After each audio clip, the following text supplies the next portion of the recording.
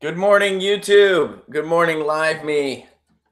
Welcome to Get Your News On with Ron. We already got 30. We got 31 over on the over on the Live Me. So we'll go ahead and start. Technically, we are over 30. So we're gonna get started right away. So we got a lot to get through today. Get your news on with Ron. They wanna know what's going on. We're getting our news on today.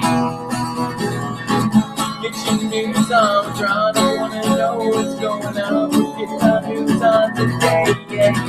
You can tweet me an article at Ron Placone. We'll go through it together and make it our own. Get your news on with Ron. I wanna know what's going on. Getting our news on today.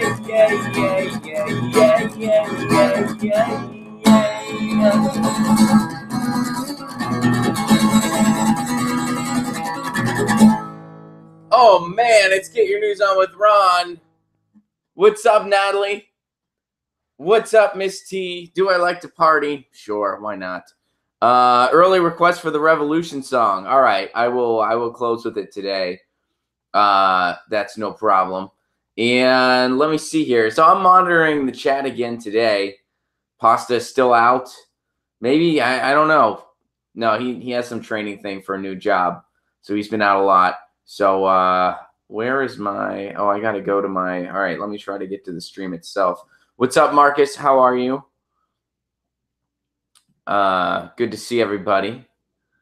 And I'm going to see everybody over on the YouTube here in a second as well. We got 37 over on the Live Me. We got 20 over on the YouTube. Oh, let me kill the volume. That would be bad.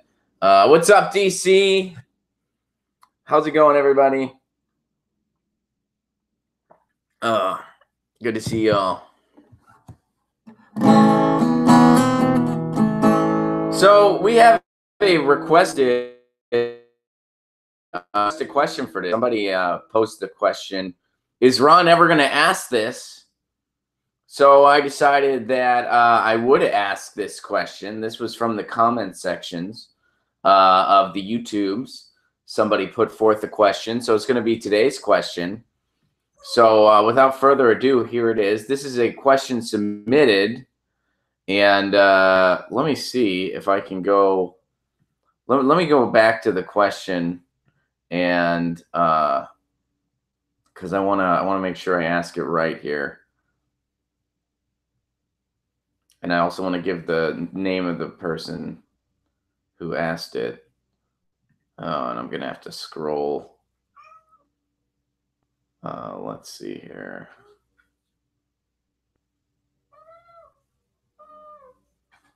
Lucy's concerned. She's like, get that question. Lucy's freaking out. Lucy's been freaking out lately because we're moving. Oh, here we go. Okay, so this is Mike's question. So this is all right, Lucy. You can go out if you want. Let me let the cat out. She's going nuts because she knows something's going on. Usually, like whenever like a way of life is disrupted, cats kind of freak out. So Lucy's been freaking out. She knows that we're moving. All right, so here we go. This question is from Mike Cavallaro over on YouTube. He posted this in the comments. I wonder if Ron will ever ask the question, hey, why didn't Bernie try to make a fight for the superdelegates? Well, I'm asking the question right now, Mike. That's today's question. Why didn't Bernie make a try for the superdelegates? This is Mike's question.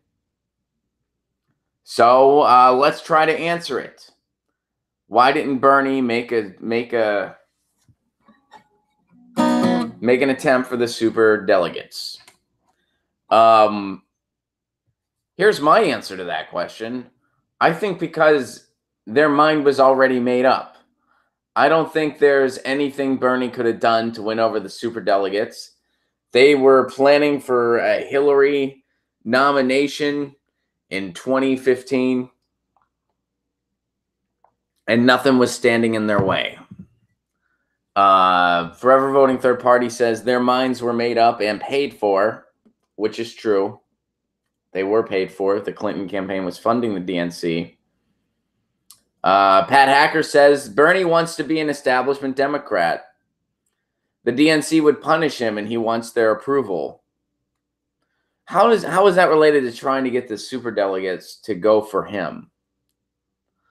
The S4P subreddit was shut down because supporters were talking about going after the superdelegates.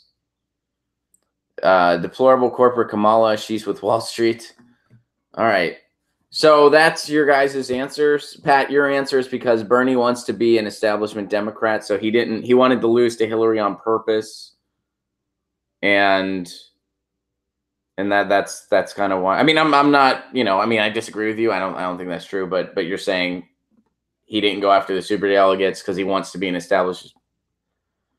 The question, according to Mike, was why didn't Bernie go after the superdelegates?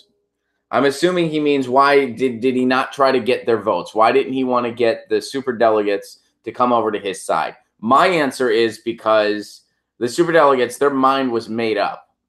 They weren't going to go for him no matter what. So he went after the people. Pat, your guess is so Pat thinks that he just lost on purpose. That's what Pat thinks. And Pat, you're allowed to think that. I don't think that's true, but that's what you think. And I'm sure some folks agree with you. Some people don't. You have every right to think that. So that's one explanation. We have Pat's explanation. Bernie really wants to be an establishment Democrat. That's why. And man, he really, I gotta tell you, Pat, he really went the long way for going about that. He's been an independent for what, how many years? 30 plus years. And it was all part of his big plan to be an establishment Democrat. He bucked up against them for years and years. Also, he could join them towards the end of his career. That's an interesting theory, Pat. Especially since being an establishment Democrat, once you're in politics, isn't that hard. You know how you be an establishment Democrat? You shut up, you don't ask questions, you take the donor money. That's how you do it. You don't think for yourself. It's not that hard. But hey, Pat, maybe good theory, Pat. Hey, and you might be right. I don't know, but that's one hell of a plan. That's one hell of a plan. A 40-year plan. So that's Pat's theory. Bernie didn't go after the superdelegates because he had this 40-year plan to become an establishment Democrat. Who knows? Who knows? Frederick, pre-2016 Bernie and 2018 Bernie are two different animals. Maybe, but that's not the question. Do you have an answer for the question? I think he was doing what he had to do to keep political leverage. That's what James says. Zero Divisor says, look how edgy you are. Is that directed at me or is that directed? Who's that directed at? Burns still believes he can change what can't be. So I think Forever Voting Party is pointing out Bernie's still trying to work within the establishment, and that seems to be a lost cause. So I still haven't had an answer to this question. Some of you guys don't like Pat's answer. Honestly, Pat, I don't think it's a very good answer either. But at least Pat has an answer. My answer is because the superdelegates weren't going to change their minds, and he knew that. Like he knew they weren't going to go for him, no matter what was going to happen. They were gonna. Their mind was made up. I mean that it's kind of like, the door was padlocked and bolted and locked, and there was somebody at the top of the hill pouring molten lava, and Bernie thought, well, I got to win everywhere else. Bernie knew he was up, he was playing the long game big time. What's up, Terrence? So what do you guys think? Do we have any answers? Ron, I think you're right, and I think Bernie also didn't want Trump. I think Bernie was definitely very afraid of a Trump presidency. I think that's part of the reason why he compromised the way he did. 2020 Ron Paul. I don't think so. I think Ron Paul, and there's some things Ron Paul says that I like. There's a lot of things he says that I don't like, but I think that Ron Paul has had that beaten out of him in the metaphorical sense. He already took a lot of flack. They kicked those anti-war candidates out as soon as they could in 2008, and Ron Paul knows that the same thing would happen again. That's what I think as far as Ron Paul goes. Ron Paul, I think, really learned that that you really got to think outside the box to try to change. Joe says, I think Ron's answer is basically my answer to that question. I mean, yeah, I mean, what else can you say to that? I mean, the cards were stacked against him, and he knew it. Placone for Prez 2020, you don't want me to run. You don't want me to run.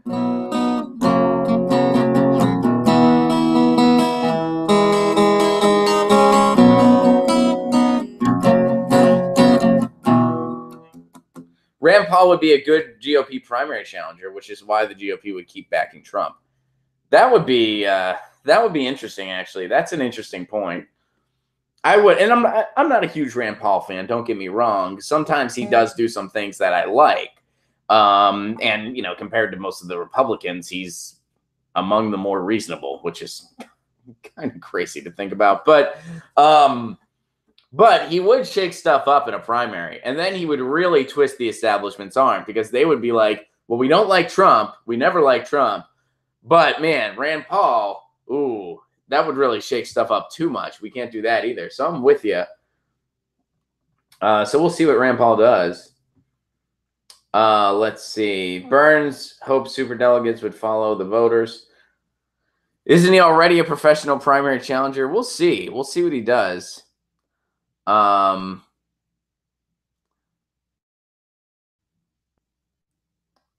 So you got to keep your sense of humor. The world today is bizarre. It's the only way to keep your sanity. I agree. And I'm glad you point that out, Pat, because on this show, we have no sacred cows. That's one thing. Some of you guys got mad at me because I poked fun at Ralph Nader. Some of you guys have gotten fun at me for poking fun at other people. Look, on this show, I have no sacred cows. I'm a comedian, not a cheerleader. I'll poke fun at whatever. I'll still answer a question. I'll answer a question constructively. I'll say, yeah, I don't think the superdelegates were stacked against Bernie. He knew that. I'll say that. But I have no sacred cows. Ron, what do you think of Dennis Kucinich? I like him.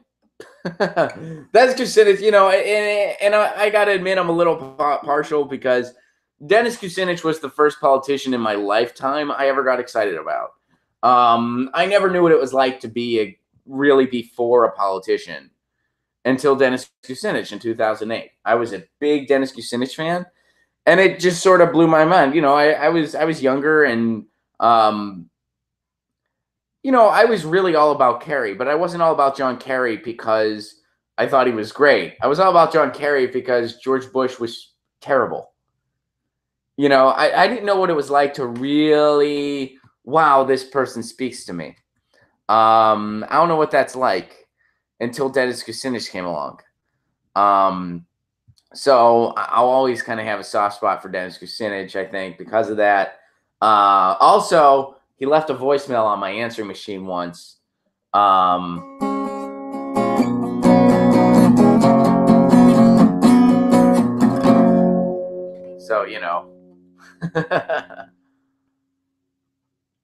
All right. So let's move on to articles. How would I feel if Nina Turner ran for president in 2020? I'd vote for her. That's how I'd feel. I like Nina Turner. I think she's a very good choice. And yeah, I would totally be 2020. I think she'd be a great candidate. One of the few folks I'm excited about. Lucy wants in now. She's very finicky. Lucy's been freaking out. Lucy's my cat. She's been freaking out. And it's because she knows we're moving. Stuff is missing from the house. And she's like, what the hell's going on? Oh man, that's trippy. Oh, by the way, for anybody that is that was paying attention to that was on the visual for Julian Assange last night, I was part of that. I joined the stream for a brief moment. Unfortunately, I wasn't able to stick around too much, but I was on for as long as I could be on, and it was a very rewarding experience. I was very flattered and honored that people wanted me to be part of that. And I thank Susie 3D and everybody that made that possible. It was a great idea, and I had an amazing time and was honored and humbled to have been included in it. So if any of you guys caught that, thank you. And Quinn, if you're here, thank you so much for bringing that to my attention. I wasn't aware of it until Quinn posted it on my Facebook wall and said, hey, people want you to hop into this stream here. And I looked into it and I was like, that's awesome. Thank you. Nick, you were there. Cool. Bullshit Man says, great appearance, Ron. Thank you so much. I actually thought I was a little off my game and a little rambly because just because I wasn't ready for it. I had just gotten off a bike ride. I was like sweaty and like I had a wrinkled t-shirt on and you know, I was a little out of it. So I felt like I was a little rambly, but thank you. Thank you. I appreciate the kind words. I hope I wasn't too rambly. All right. Like as opposed to right now where I'm totally not rambling. All right, let's get to articles. Here we go. We got one from Jessica, excuse me. Lee looked like he needed a nap. See, I thought Lee Camp always has just like perfect hair and always has I just think Lee always looks like perfect for the moment. You know, like I always feel that way about Lee Camp. I've said that to him before. I'm like, dude, you're always just so suave, man. So I was actually intimidated by that. I was like, Lee just looks like, yeah, he looked like I'm doing a stream late at night for a cause, but it was like just perfectly. The beard was it just falls right into place for that dude all the time. Kimmy, you're welcome. And I hope you're doing okay. And you're very welcome. All right, this is from Jesse. I just gave it a Get Your News On with Ron retweet. The gig economy is the new term for serfdom. I like that. However, I use the term gig economy probably improperly at times. I'll confess this right now. Because I'm a performer, I've like batted around the term gig economy inappropriately, where I probably should have been using the term creative class. But I would say gig economy, and I would be referring to a gig as in a performance, like a show. So I'm sorry. That's not what gig economy is. And yeah, I totally have used that term improperly at times. I hope you all forgive me. I have a feeling you all will. Oh, and by the way, I said this yesterday, but I'll say it again. Jimmy's fine. We're going back to work really soon. We were in Austin, Texas. Jimmy also has been filling in for Julian Assange. Jesse Ventura. Jimmy's been filling in for Jesse Ventura. He's fine. He's totally fine. And yeah, we actually have a lot to do in the studio. We have a lot to catching up on because we were in Austin, Texas. And yeah, that's why we're going to sign off here a little bit before 11 because I got to run as soon as I have to. And yes, he's filling in for Jesse Ventura. I had a total brain fart. This is how rumors get started. He's filling in for Jesse Ventura. All right. Jimmy is not in London. Jimmy is home in California. And everybody's fine. All right, so let's go into this article where they talk about the gig economy in the proper sense. This is from Chris Hedges. A 65-year-old New York City cab driver from Queens hanged himself in his garage March 16th, saying in a note he left behind that the ride-hailing companies Uber and Lyft made it impossible for him to make a living. It was the fourth suicide by a cab driver in New York in the last 4 months. Due to the huge numbers of cars available, with desperate drivers trying to feed their families, they squeeze rates to below operating costs and force professionals like me out of business. They count their money, and we are driven down into the streets. We drive, becoming homeless and hungry. The corporate elites, which have seized control of ruling institutions, including the government, and destroyed labor unions, are reestablishing the inhumane labor conditions that characterized the 19th and early 20th centuries. When workers at General Motors carried out a 44-day sit-down strike in 1936, many were living in shacks that lacked heating and plumbing. The managers at General Motors relentlessly persecuted union organizers. The ruling capitalists will be as vicious as they were in the past. Oshiger, a Romanian immigrant, owned a New York City taxi medallion. Medallions were once coveted by cab drivers. He drove the night shift lasting 10 to 12 hours. His wife drove the day shift. But after Uber and Lyft flooded the city with cars and underpaid drivers about 3 years ago, the couple could barely meet expenses. His home was about to go into foreclosure. His medallion, once worth $1.1 million, had plummeted in value to $180,000. The corporate architects of the new economy have no intention of halting the assault. Leasing requires a driver to pay $120 a day for a car and $30 for gas. The drivers begin to shift $150 in debt. Because of Uber, Lyft, and other smartphone ride apps, drivers' incomes have been cut in half in many cases. Uber and Lyft had 370 active lobbyists in 44 states, dwarfing some of the largest business and technology companies. The yellow cab has to be a certain vehicle. Life for Uber and Lyft drivers is as difficult. Guys sleep in their cabs.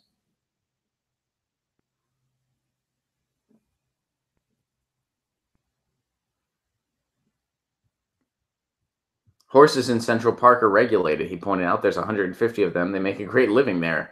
The guys on the horses and buggies. Say Uber comes in and says, we want to bring in Uber horses and we want to add 100,000 and let's see how the market will handle it. We know what's going to happen. No one will make money. They're all around Central Park and no one can go anywhere because there are now 100,000 horses in Central Park. It would be considered madness to do that. They wouldn't do it. Yet when it comes to the yellow cab industry, for 50 years, all we could do was have 13,000 cabs, and within a year or two, we're going to add 100,000. Let's see how the market works on that. We know how the market works.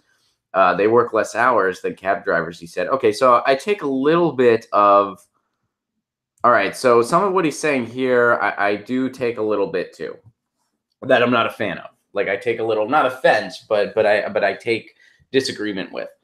The horses work less hours than the cabs. They don't work in hot and cold temperatures. If you believe in reincarnation, you should come back as a horse in Central Park. And they all live on the west side of Manhattan. We live in basements in Brooklyn and Queens. We have upped our status in life, that's for sure. We haven't upped our status in life, that's for sure. So I understand what this conflict is. We all do, right? We all understand the conflict between the cab companies and Uber and Lyft. However, the important thing to note here is not turning the workers against each other. The cab driver who is now struggling to compete with Lyft and Uber, Lyft and Uber came as a result of many factors. One of them, as much as we hate to say this, as much as I hate to say this, as much as it hurts to say this, because I sound like a capitalist when I say it, but I'm sorry, it's the frickin' truth. In this particular, for instance, is because cabs weren't providing a very efficient and well-priced service in many places. That's why Uber and Lyft came to be. People could get rides at a more reasonable price. So what happened is, because these cab drivers need to pay all these fees to stay on top, and because Lyft and Uber didn't have that, and because people were forced into these jobs because there were no good paying jobs for them, and maybe they couldn't get, I mean, you see how, so then you're pointing your finger at the Lyft and cab drivers, the Lyft and Uber drivers. It's not their fault. It's not their fault. Marcus is saying true. Kimmy's agreeing. And Sanity is Radical says cab prices drove me to Lyft and Uber. So they were nickel and diming their drivers. They were hiding under the guise of, oh, we're going to limit the amount of drivers on the road, which I'm sure if they could have made more money, they would have more cabs. They probably balanced it out so that they were making a decent profit while having so much on cabs. So they were nickel and diming their drivers, which put their drivers in a hole. Now, if you were a good driver, you could still do okay. But Lyft and Uber came in and provided a more affordable alternative for people that were likely not getting paid living wages themselves. So, you know, Kimmy points out, you get in, it's already $7 just to start your ride. I'm not pointing my finger at the other cab drivers, Frederick. I'm pointing my finger at the people at the top. I'm not pointing my finger at the cab drivers.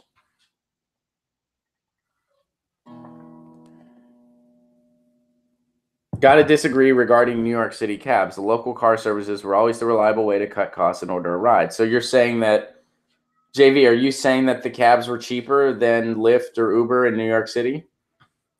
If that's true, I mean, maybe that's true. I've found the opposite to be true.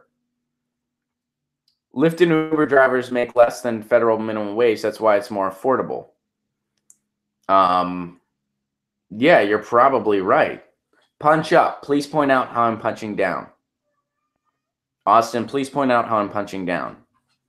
What I'm saying is the workers shouldn't go against each other, meaning it's not the cab driver's fault. However, it's also not the fault of the people that are driving Lyft and Uber because they need to supplement their income, or because they couldn't get any other job, or because there was no work for them.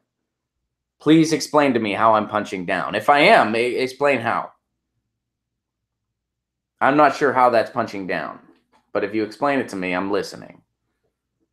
And I'm monitoring both chats on my own. I drove Uber and stopped because it wasn't worth it for me. Kimmy says, oh, you're saying keep punching up. All right, fair enough.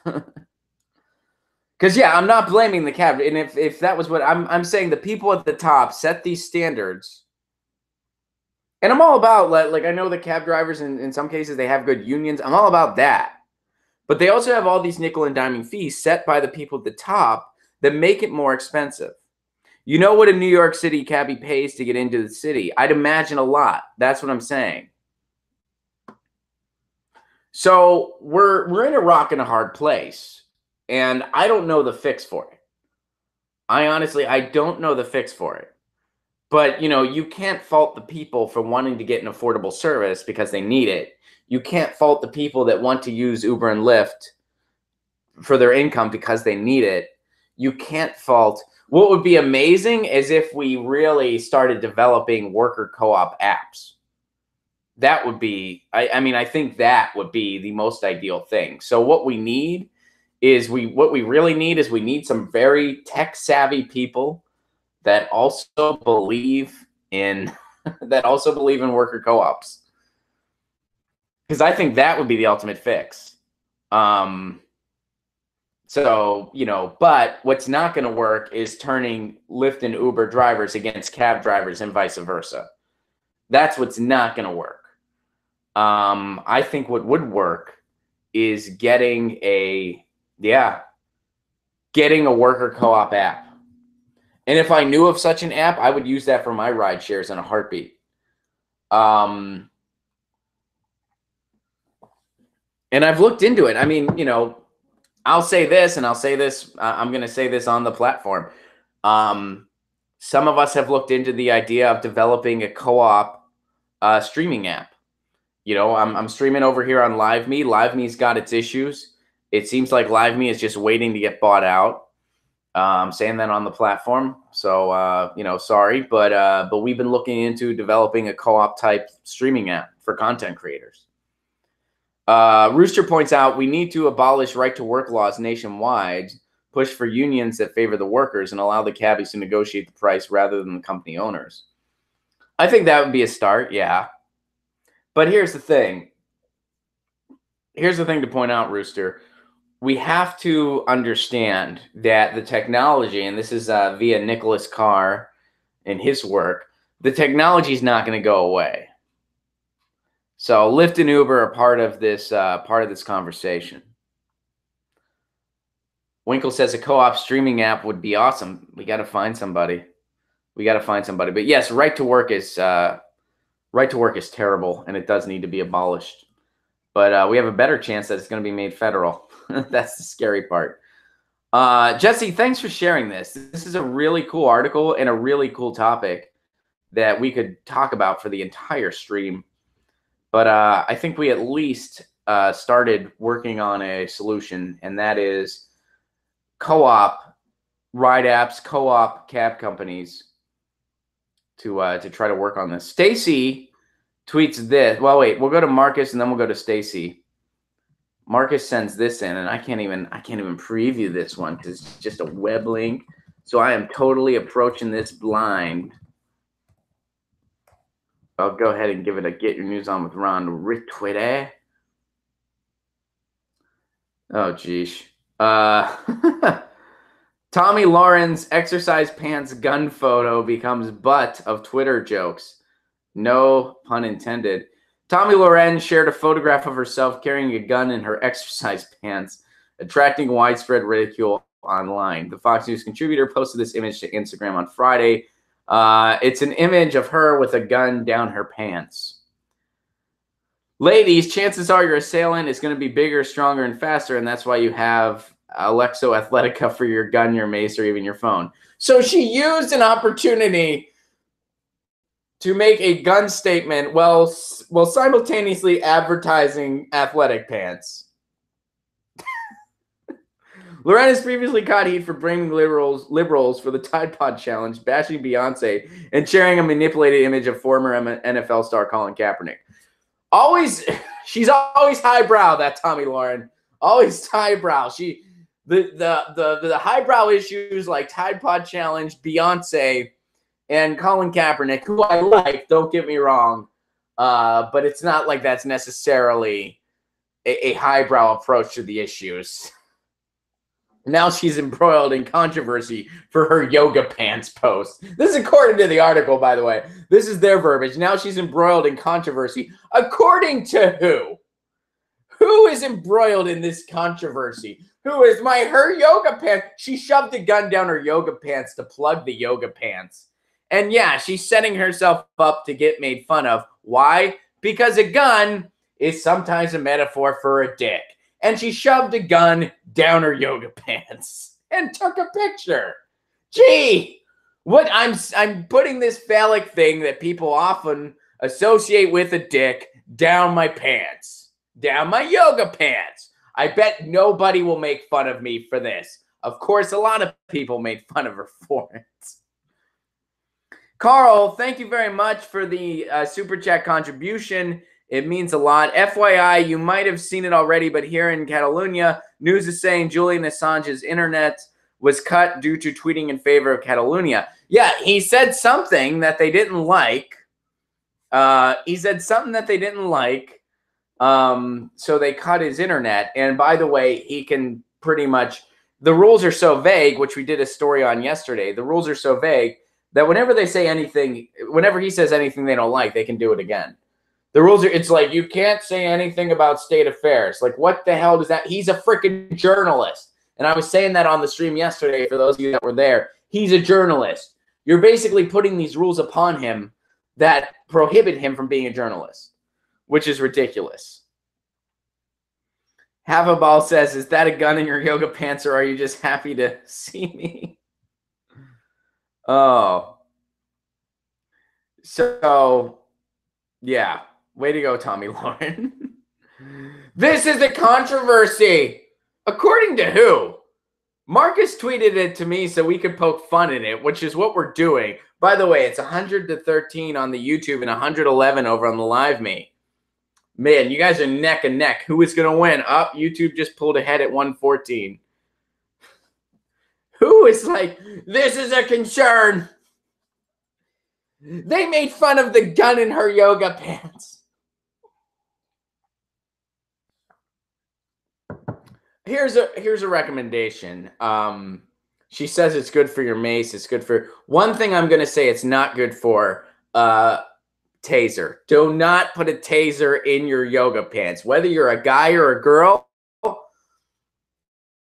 I don't female anatomy. I'm a dude. I know what it's like having balls, and man, it would really suck if a taser went off on my balls. That would be terrible. I'm actually wincing just thinking about it.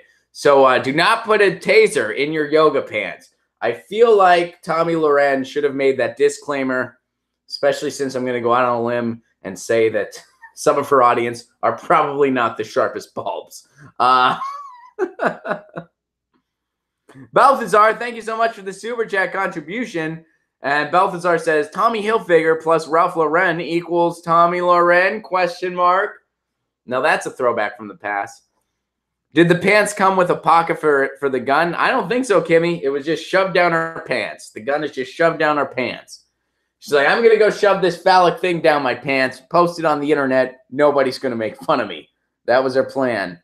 Don't knock it until you've tried it, Ron. The taser to the balls, that is. Derek, I'm not here to judge or shame anybody, but if that does it for you, you may be into some stuff that I can't relate to. Pain's not my thing. Eyebrow comment. I'm not going to read that one. I wonder if gun sales jumped up this week after March for Our Lives. Gun sales and yoga pants. So people are like, when I get my gun, the next thing that I think of is, man, I got to go get some yoga pants. Because, I mean, you got to bring that gun to yoga, too, I mean, that's a dangerous... All right, so this is from Stacy, and she tweeted this article yesterday. So I want to get to this now because she tweeted this yesterday, and we did not get to it. Progressive Socialist Party tweeted something similar. So we're going to do one of these stories. It was an organic gun. You know what? You can actually you get guns now. If you're getting a yoga pants gun, the gun has a part on the other end that can also serve as a juicer. So you use your gun to make a kale juice, and then you can just fire away after, like, this juice is good. I want to do some yoga. Bang bang. That's not a real product. All right, guys, switching gears because we can make fun of that goofy ass thing all day.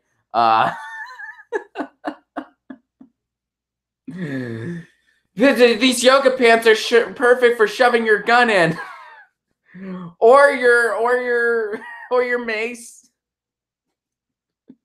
Just not your taser. I'm telling you, not your taser. I mean, unless you're into that sort of thing. Derek is, supposedly. All right, guys. Because we have no transitions in this show, because you guys tweet me the articles, we're going to go from something pretty light, a.k.a. Tomi Lahren shoving a gun down her yoga pants for no freaking reason, and then making a commercial out of it. She made a commercial out of it. How ridiculous is that? I want to make a commercial out of something just as goofy. All right, Israel security forces are training American cops despite history of rights abuses. It's not uncommon for residents of America's most heavily policed neighborhoods to describe their local cops as, quote, an occupying force.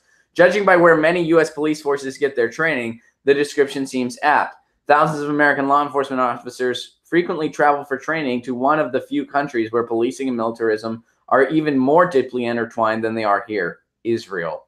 In the aftermath of 9/11, Israel seized on its decade-long experience of an occupying force to brand itself as a world leader in counterterrorism. U.S. law enforcement agencies took the Jewish state up on its expertise by participating in exchange programs.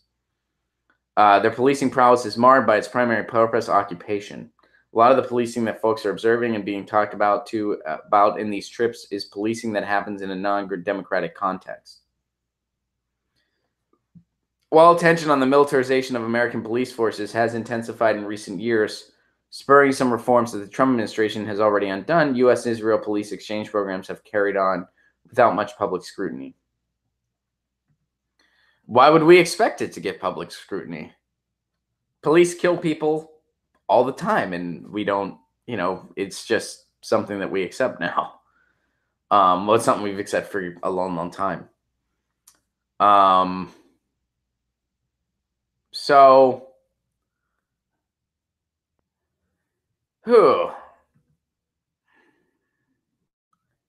The irony of all this is that, what they do over in Germany now? Over in Germany, they make the police train at the old concentration camps. And the reason that they do that is because, first of all, there's a lot of space there. And, you know, what else are they going to do with the space? But also because they want all law enforcement to have a daily reminder that when power becomes corrupt, this is what can happen. They want anybody that's going to have a badge and is going to have power be reminded of that in the most upfront, in your face of ways. The Holocaust, the most shameful chapter of human history, arguably, definitely the most shameful chapter, the most brutal of human exercises, the most brutal of genocide. I mean, nothing is more in your face. And, you know, I've been to Germany. I've been to a concentration camp before. It is absolutely haunting. And they have their police trained there so that their police knows when power becomes corrupted, this is what can happen.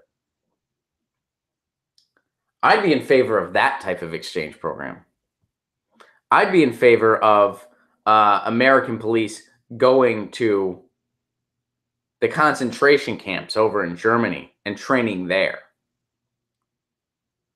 Not training in Israel, where they are over-militarized, just like us.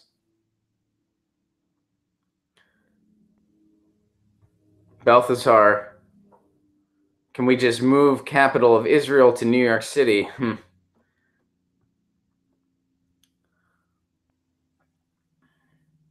I know that's in facetiousness, obviously. Platypus, good morning. I wake up at 4 a.m. I donate to Ron. I go back to sleep. Luckily, Ron is great, and I can wait until he posts individual videos to catch up. Much love. Thank you so much, Platypus. Thank you so much for the Super Chat contribution. It means the world. It helps keep this show going. And I very much appreciate you waking up at 4 a.m. I understand if you got to go back to sleep. And don't worry, the clips will be available for you later. And thank you so very, very much. So, yeah, I mean, it makes sense. Over-militarism is a worldwide issue, and it makes sense that they would migrate to where that's going on. But I wish that we can migrate elsewhere. And I wish they could go to Germany and be trained there and be reminded every day in a concentration camp. And then they can also be reminded of the parallels between what's going on with Palestine, between what's going on to Native Americans, between what's going on in the Middle East, and how that is another example of over-militarization. And that is an example of abuse of power. I knocked over the live me stream. I apologize. I wish they could have those reminders instead of being trained on how to be over-militarized. What's up, Nathan? Here, I got something for you.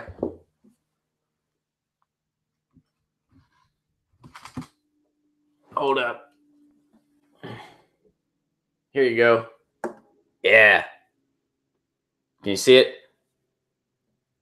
I'm sure you can. I don't know why I'm asking the camera that.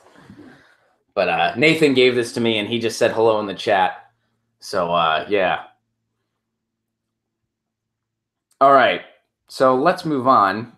Let's go over to the Reddit. Oh, we're getting a bunch of stuff. Okay. We got to end soon here.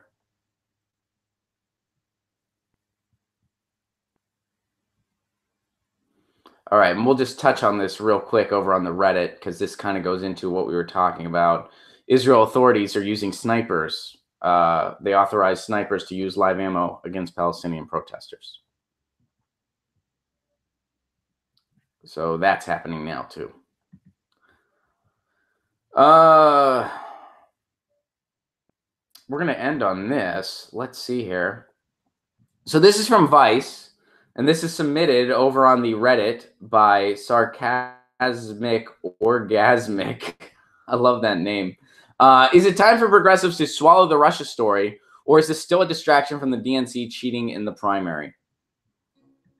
I'll go ahead and tweet this out, and we'll end on this. We'll end on this question. Have you heard of David Icke? I've heard of David Icke, but I'm not super familiar, so I don't have any comment at this time. But I do know the name, but I do need some more research. I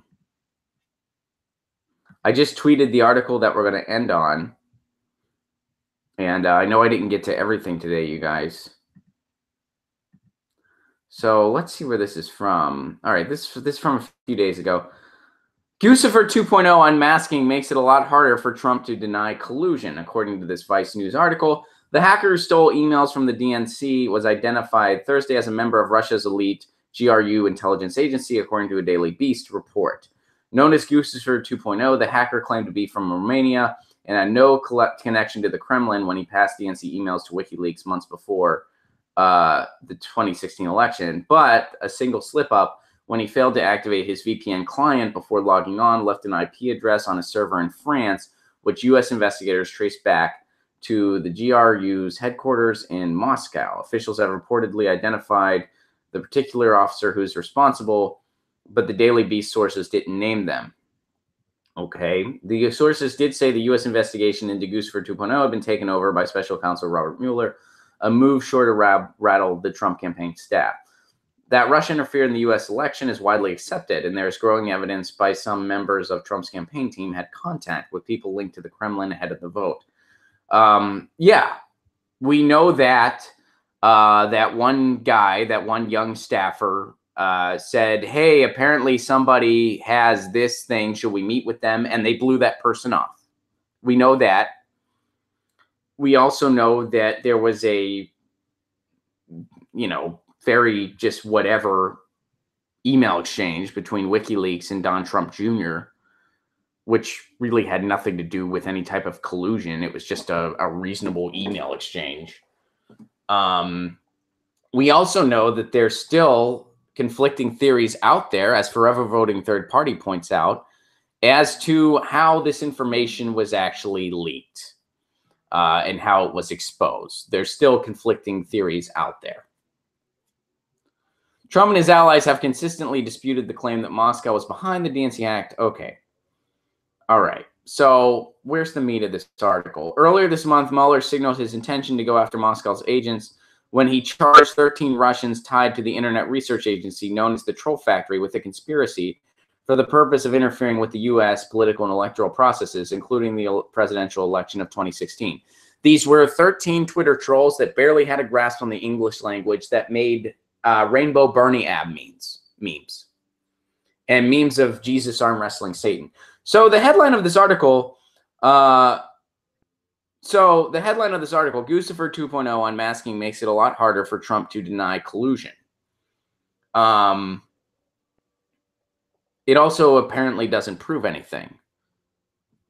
So a pro totally pulled a Novus move. And keep in mind, the article was given the disclaimer, is it time for, here, let's go back to their disclaimer. Is it time for progressives to swallow the Russia story, or is this still a distraction from the DNC cheating in the primary? I don't think it has to be all A or B. And I guess by swallowing the Russia story, you mean like just accept it. And I don't, it's not a matter of accepting it or not accepting it. I mean, I've been saying from the beginning, if they find something substantial, let's deal with it when it happens. In the meantime, there's no reason for our media to be talking about this 85% of the time plus. There's no reason for this hysteria to become the way it has. There's no reason for the attack on independent media to continue via the FARA Act. There's no reason for ignoring all other issues while empowering Trump. You realize when they talk about Russiagate all the time, they empower Trump, right? They freaking do. Even if, let's say hypothetically, and I've said this before, I'll say it again. Even if somehow everything they're claiming against Trump is true, and somehow which by the way, we don't even know what they're claiming because they move the goalposts every day. First it was collusion, then it was interference, then it was some type of distractathon. Then it was 13 Twitter trolls. We don't even know what it is now. Now it's got to be obstruction of justice.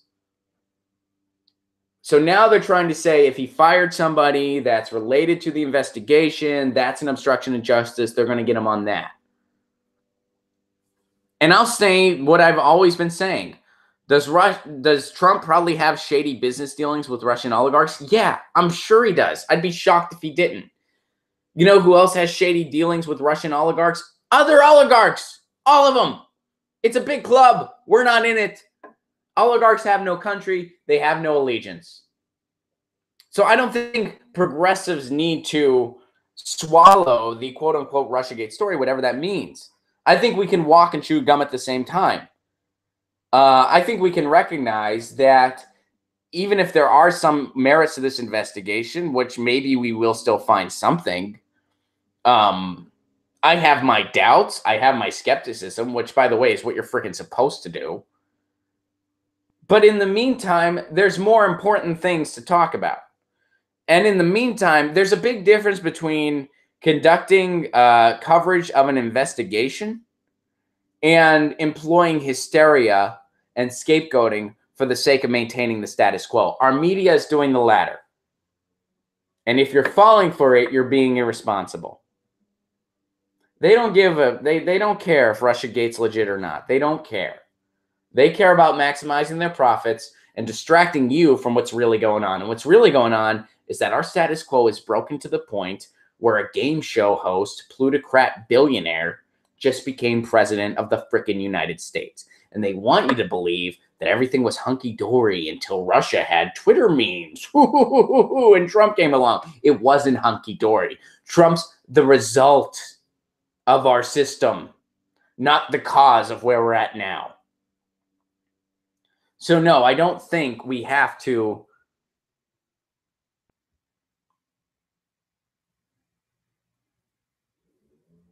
I don't think we have to just bite the bullet on anything.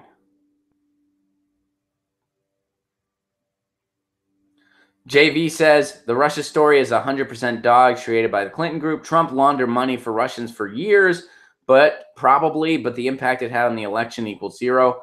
That's kind of where I'm at, likely. I have a thing. I have a feeling it was just shady money laundering.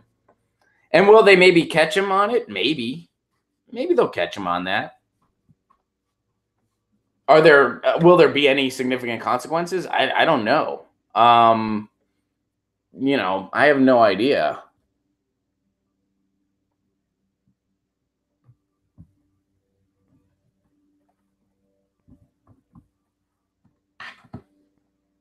What's up, Gloomy Goblin? Welcome. Unrelated, this is from Balthazar. Thank you very much for the super chat contribution. Unrelated, but the Rick Santorum comment is even more dumb, as CPR is the worst thing you can do for a gun wound. CPR causes bleed out, moves blood through the circulatory system. First aid is better. Yeah, no kidding.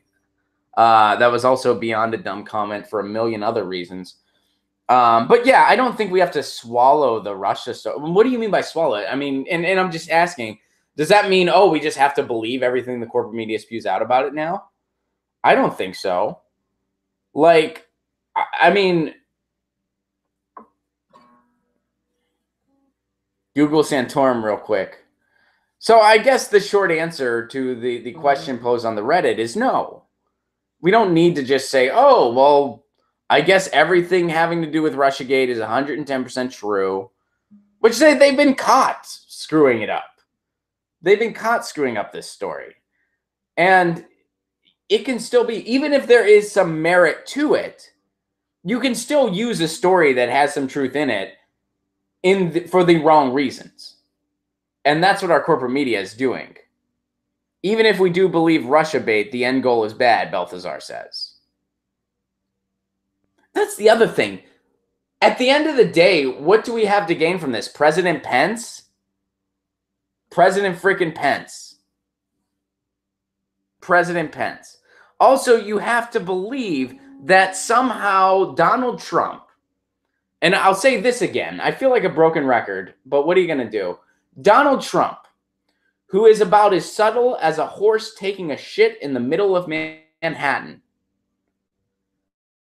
to evade all of these intelligence agencies for a year and a half and counting, and somehow was needed to fix an election. Somehow Donald Trump's internet prowess, I find it incredibly hard to believe. I don't see how any rational person wouldn't find that incredibly hard to believe.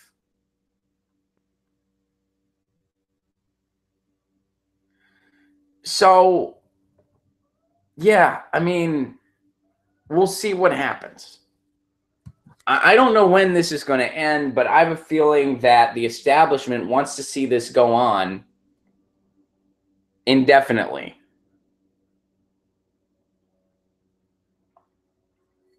And even, and you know, I mean, some of you guys, hey, Ron Placone, have you listened, talked to the Bernie Sanders, Mehdi Hassan interview yet? I'm not familiar with that, no. Guys, we are totally out of time. We're totally out of time, and I promised that I would go, I would end with the Revolution song, so I have to do that. So to sum it up, no, we don't need to swallow Russiagate. We should continue to question its legitimacy. We should continue to greet it with a skeptical mind, and we should continue to recognize the difference between covering an investigation and employing hysteria and propaganda to maintain the status quo. The latter is what's happening. So that's what we need to continue to do. We don't need to bucktail to anything. Bucktail. I don't think that's a word. Cowtail, I think is what I meant. Whatever. Those are my thoughts. Doing the same thing, expecting differences is what it means to be insane. Having to choose between more and more is what it means to play the game. Why does it put your mind at ease to ignore this big disease? Why do you like to sit and pretend when you always know the end? Go tell the BBC, go tell the CIA. It's time for revolution. Go tell the DSA, GP, and SA. It's time for revolution. Throwing you a single crumb. It's not what it means to compromise. Some call it strength and rhetoric, but I just call it telling lies. When you reach a point of crisis, status quo, it needs to change. And if you can't understand that truth, well, it's time to get out of the way. Go tell the BBC, go tell the CIA. It's time for revolution. Go tell the DSA, GP, and SA. It's time for revolution. Wise man said that love's the answer. This fool knows that to be true. Cause I'm not ready to give up yet. Long as there's still a me and you. I'll tell the BBC, I'll tell the CIA. It's time for revolution. I'll tell the DSA, DC, and SA. It's time for revolution. So get your news on with Ron. Just wanna know what's going on. We're getting our news on today.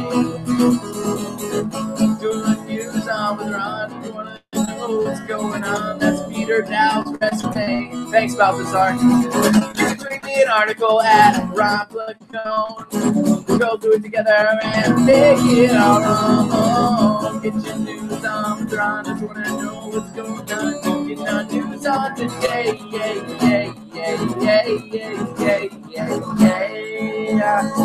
Thank you guys so much. This means the world to me. Follow me on Twitter at Ron Placone, ronplacone.com. I'm announcing dates. Got more dates coming. Patreon.com/Ron Placone if you are so able. Help keep this show on the air. Help me expand this show to an hour and a half. Help me do better times. Patreon.com/Ron Placone. You get all the content at whatever level you are comfortable giving.